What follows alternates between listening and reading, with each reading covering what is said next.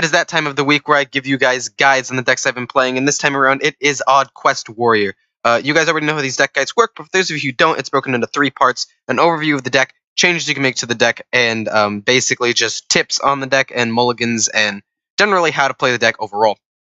Some people told me that the guides should be a little bit shorter, should have timestamps, and should be a little bit better scripted, which ties in with being faster. And those things are things I'm going to be doing from this one on. So in the description, there will be timestamps for everything, basically the 3 steps, and hopefully this guide's a little bit shorter than all the others. Okay, so first off, the overview of the deck. Now, I want to compare this to the other odd warrior that I did, the straight-up odd one with Dragon Synergy. There will be an iCard in the top right corner. If you haven't seen that, I would definitely check that out if you're interested in warrior in general. This deck is very similar to that deck up until, like, the late game, around turn 8 or 9, when you start completing the quest. So, for the other deck, for the odd deck that I already did a guide on, basically it's control all the way through. You have a ton of extra removal options with the Dragon Synergy.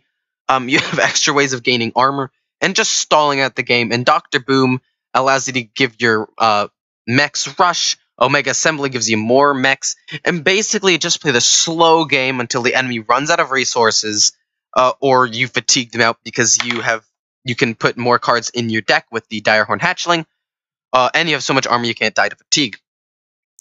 So up until the point when you play Dr. Boom, so around turn 7 to 10, in that range somewhere, these decks are pretty much identical, with a few differences being this deck, the Odd Quest Warrior, has more taunts, but they function pretty much the same.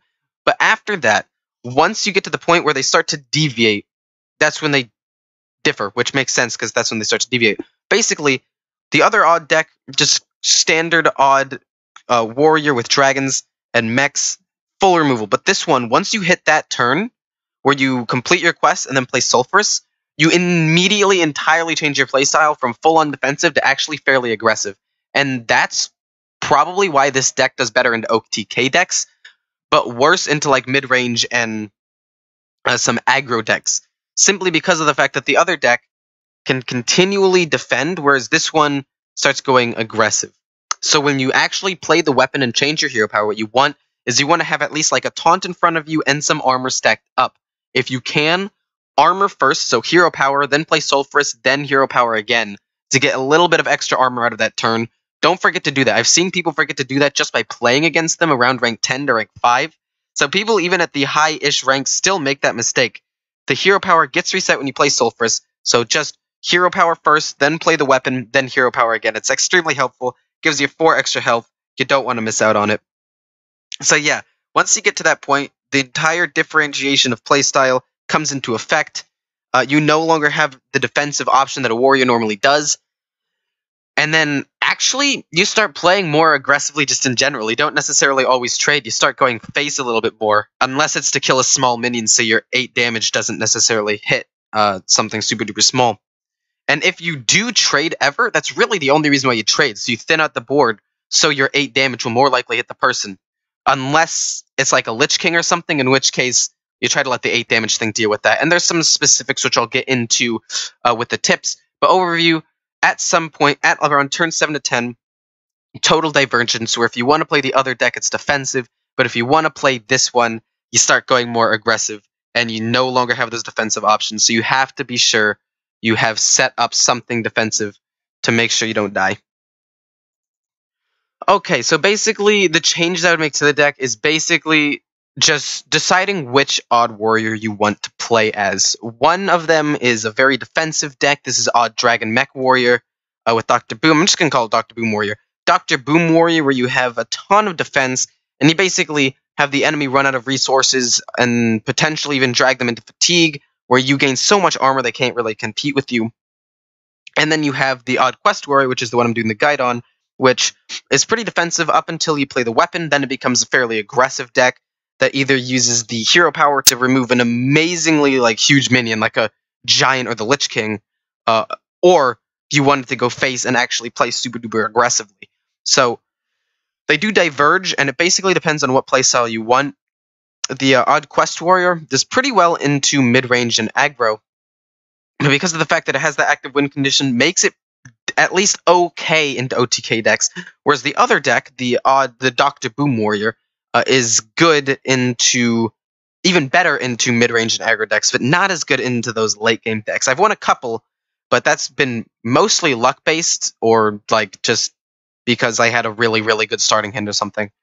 So those are the playstyle differences that would make you want to choose between the two decks. And if OTK decks become like super meta, like Paladin becomes more, the OTK Mage becomes more of a prominent deck, and other decks like that, and Q-Block and just Warlock in general becomes more popular. I personally would go with this build with just Quest, but if they don't, and mid-range Hunter stays like the top tier and the most played deck, I would say just normal Odd Warrior in general is the way to go. If it comes down to legendaries and not having the correct legendaries to play the game or play a given deck, if you have Dr. Boom, I would go with Dr. Boom Warrior. If you have Dr. Boom and Zilliax, basically. Because other than that, you don't really need any other legendaries. I didn't really have any other ones. I didn't really see a need. If you have Ysera, definitely a good one to plug in with all of the dragons. And then if you have, what's it called? Undasta, the 7/7 rush that summons another beast, put that one in the Quest Warrior because it has really, really good synergy with the Witchwood Grizzly because it doesn't lose health off of its battle cry, and the Amani Warbear because you hit with a 7/7 rush, they think that's the end, and then you summon a 5/7 rush and they're like, oh my goodness, and then you hit another minion and murder it, and now you have two ridiculously big minions on the board.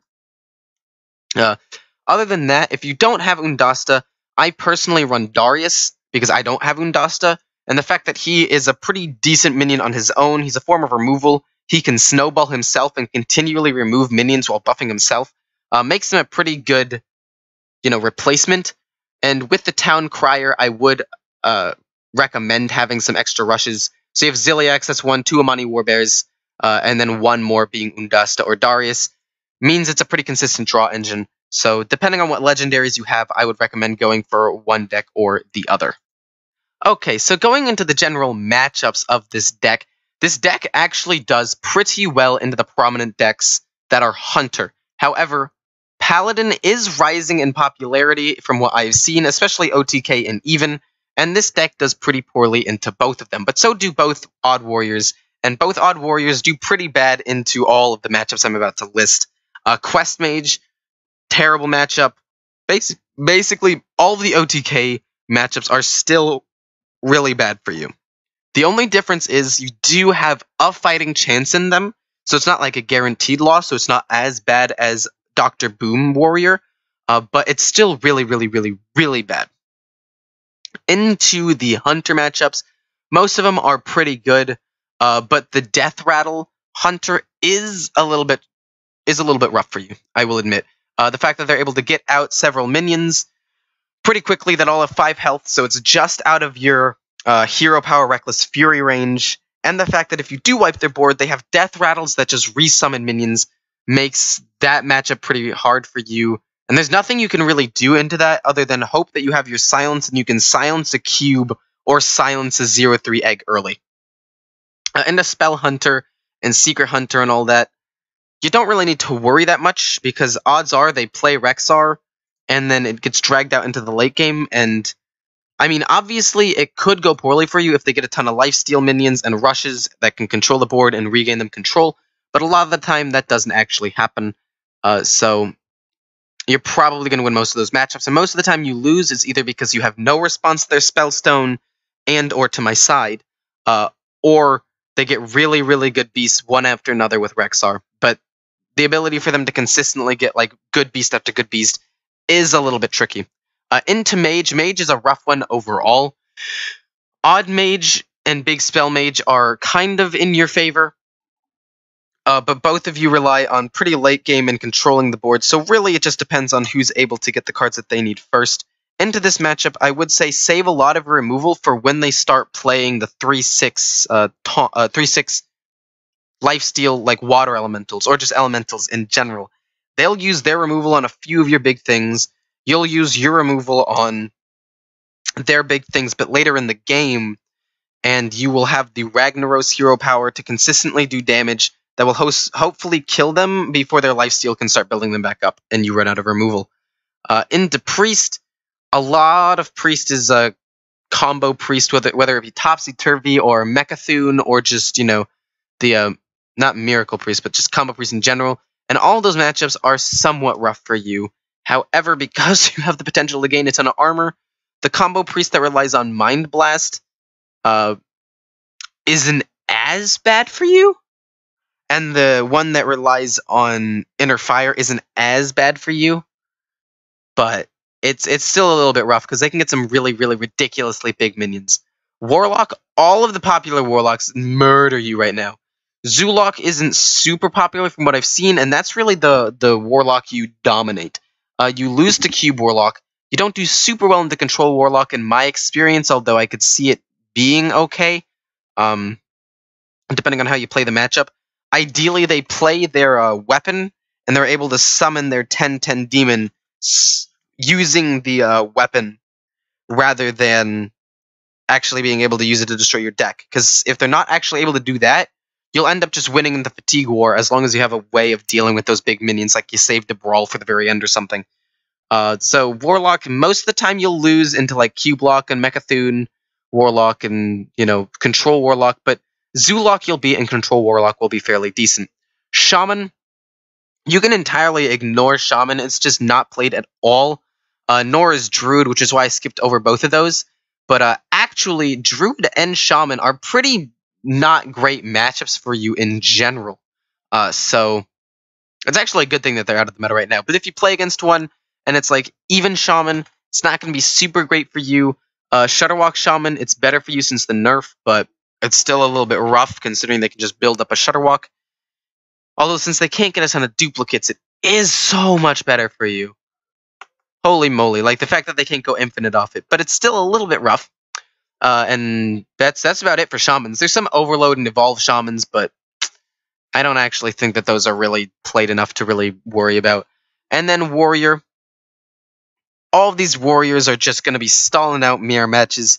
Rush Warrior, you'll probably beat. You'll let him run out of fuel, and then you'll be able to get your hero power and kill whatever big minions he has left and go fairly aggressively into other control and odd warriors. It'll just be a slugfest, whoever can last the longest.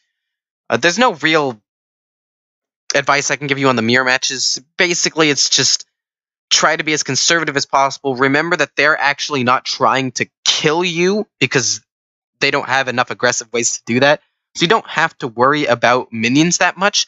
So you can hold out and try to get the most out of your control cards against these matchups. And that's really the only advice I can give you. Because if you do use all of them, each deck has a few big minions that are pretty hard to deal with if you don't have any removal left. So just save and be more conservative with your removal.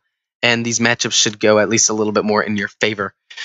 In terms of mulligans, I'd just say you would definitely 100% keep the Town Crier pretty much every single time. That extra draw engine is absolutely huge. Like, I cannot stress the fact that the extra draw engine is huge in this deck. Like, my goodness.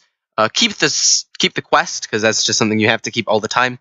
If you're playing against like an even Warlock, or a Warlock that you think might run Mountain Giant, keeping Shield Slime is actually pretty helpful. If you're going into a Hunter, a more aggressive deck, go for basically any 3-drop except Phantom Militia, because you want to use that later.